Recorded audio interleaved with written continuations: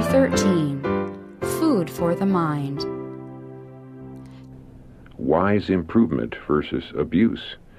God bestows upon us talents for wise improvement, not for abuse. Education is but a preparation of the physical, intellectual, and moral powers for the best performance of all the duties of life. Improper reading gives an education that is false. The power of endurance and the strength and activity of the brain may be lessened or increased according to the manner in which they are employed. Healthful food for the mind. Pure, healthful reading will be to the mind what healthful food is to the body.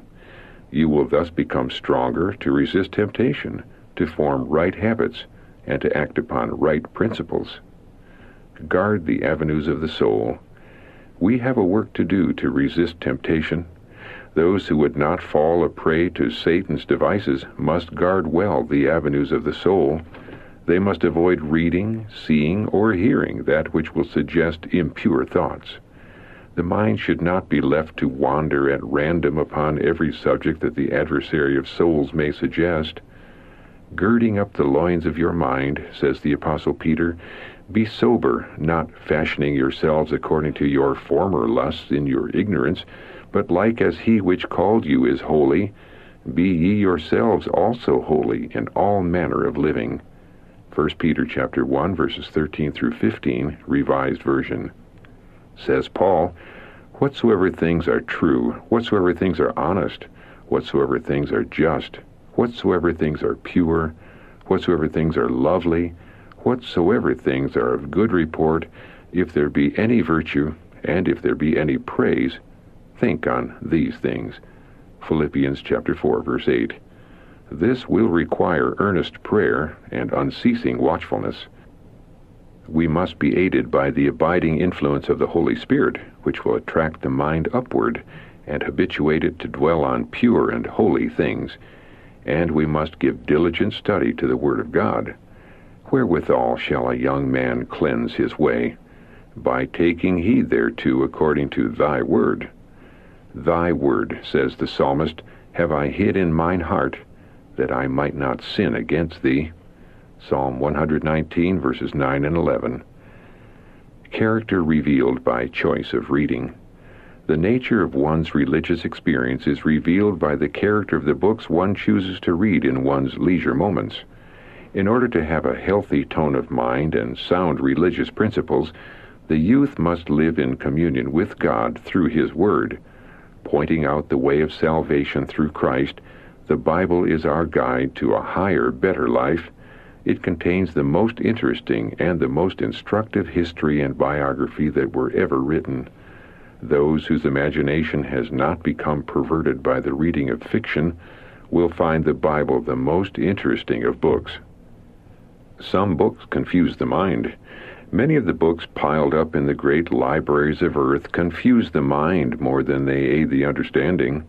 Yet men spend large sums of money in the purchase of such books, and years in their study, when they have within their reach a book containing the words of Him who is the Alpha and Omega of wisdom.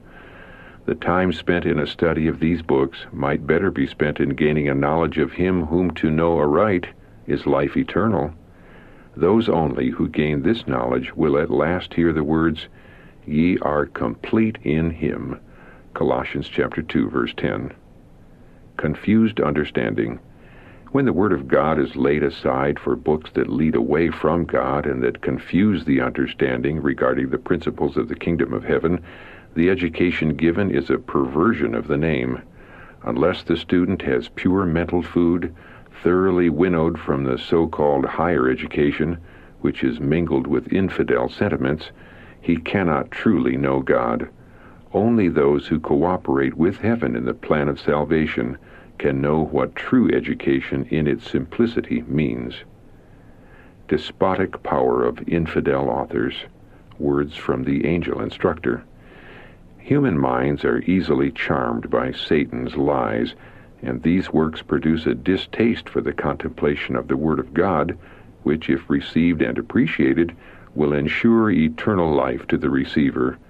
You are creatures of habit and should remember that right habits are blessings both in their effect on your own character, and in their influence for good over others, but wrong habits, when once established, exercise a despotic power and bring minds into bondage. If you had never read one word in these books, that is by infidel authors, you would today be far better able to comprehend that book which, above all other books, is worthy to be studied, and which gives the only correct ideas regarding higher education. Superficial reading produces diseased imagination. There are many of our youth whom God has endowed with superior capabilities. He has given them the very best of talents, but their powers have been enervated, their minds confused and enfeebled, and for years they have made no growth in grace and in a knowledge of the reasons of our faith, because they have gratified a taste for story reading. They have as much difficulty to control the appetite for such superficial reading as the drunkard has to control his appetite for intoxicating drink. These might today be connected with our publishing houses and be efficient workers to keep books, prepare copy for the press, or to read proof, but their talents have been perverted until they are mental dyspeptics and consequently are unfitted for a responsible position anywhere.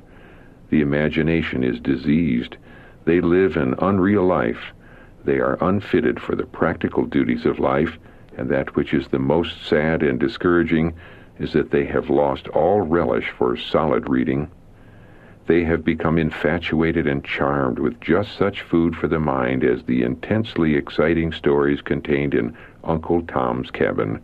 That book did good in its day to those who needed an awakening in regard to their false ideas of slavery, but we are standing upon the very borders of the eternal world, where such stories are not needed in the preparation for eternal life.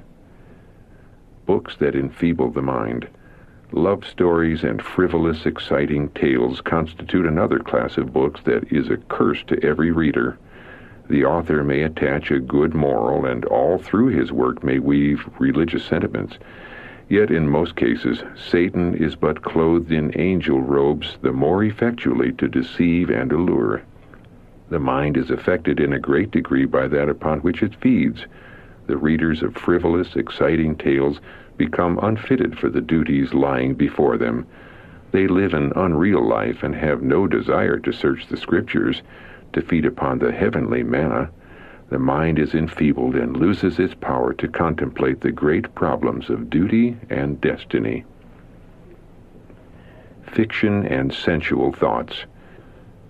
The mental food for which he, that is the fiction reader, has acquired a relish is contaminating in its effects and leads to impure and sensual thoughts. I have felt sincere pity for these souls as I have considered how much they are losing by neglecting opportunities to gain a knowledge of Christ, in whom our hopes of eternal life are centered. How much precious time is wasted in which they might be studying the pattern of true goodness. Mind sinks into imbecility. Words of caution to an invalid housewife. For years your mind has been like a babbling brook, nearly filled with rocks and weeds, the water running to waste. Were your powers controlled by high purposes, you would not be the invalid that you now are. You fancy you must be indulged in your caprice of appetite and in your excessive reading. I saw the midnight lamp burning in your room while you were poring over some fascinating story, thus stimulating your already overexcited brain. This course has been lessening your hold upon life and enfeebling you physically, mentally, and morally. Irregularity has created disorder in your house, and if continued, will cause your mind to sink into imbecility. Your God-given probation has been abused, your God-given time wasted. Mental inebriates. Readers of frivolous, exciting tales become unfitted for the duties of practical life. They live in an unreal world. I have watched children who have been allowed to make a practice of reading such stories. Whether at home or abroad, they were restless, dreamy, unable to converse except upon the most commonplace subjects. Religious thought and conversation was entirely foreign to their minds. With the cultivation of an appetite for sensational stories, The mental taste is perverted, and the mind is not satisfied unless fed upon this unwholesome food. I can think of no more fitting name for those who indulge in such reading than mental inebriates. Intemperate habits of reading have an effect upon the brain similar to that which intemperate habits of eating and drinking have upon the body. Excessive indulgence, that is, sin. Excessive indulgence in eating, drinking, sleeping, or seeing is sin. The harmonious, healthy action of all the powers of body and mind results in happiness. The powers of the mind should be exercised upon themes relating to our eternal interests. This will be conducive to health of body and mind. Overtaxing the mind. The student who desires to put the work of 2 years into one should not be permitted to have his own way. To undertake to do double work means, with many, overtaxation of the mind and neglect of physical exercise. It is not reasonable to suppose that the mind can assimilate an oversupply of mental food, and it is as great a sin to overload the mind as it is to overload the digestive organs. Investigate also your conversational food. It is best for every soul to closely investigate what mental food is served up for him to eat. When those come to you who live to talk and who are all armed and equipped to say, "Report, and we will report it," stop and think if the conversation will give spiritual help, spiritual efficiency, that in spiritual communication you may eat of the flesh and drink the blood of the Son of God, to whom coming as unto a living stone, disallowed indeed of men, but chosen of God, and precious. 1 Peter chapter 2, verse 4. These words express much.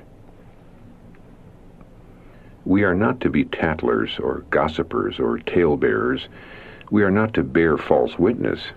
We are forbidden by God to engage in trifling, foolish conversation, in jesting, joking, or speaking any idle words. We must give an account of what we say to God. We will be brought into judgment for our hasty words that do no good to the speaker or to the hearer. Then let us all speak words that will tend to edification. Remember that you are of value with God. Allow no cheap, foolish talk or wrong principles to compose your Christian experience. A woman whose sight of eyes perverted the heart. Sister Blank, although possessing excellent natural qualities, is being drawn away from God by her unbelieving friends and relatives who love not the truth and have no sympathy with the sacrifice and self-denial that must be made for the truth's sake. Sister Blank has not felt the importance of separation from the world, as the command of God enjoins. The sight of her eyes and the hearing of her ears have perverted her heart. Sounds, sights, and influences which demoralize. There is reason for deep solicitude on your part for your children, who have temptations to encounter at every advanced step. It is impossible for them to avoid contact with evil associates.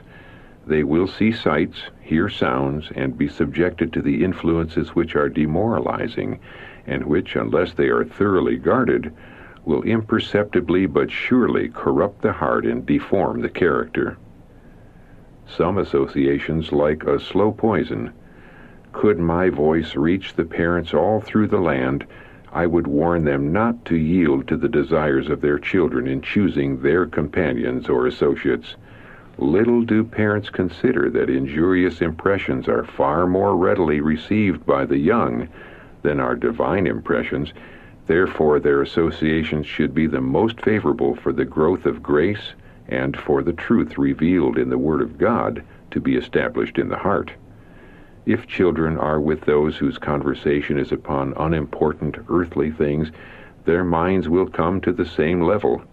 If they hear the principles of religion slurred and our faith belittled, if sly objections to the truth are dropped in their hearing, these things will fasten in their minds and mold their characters.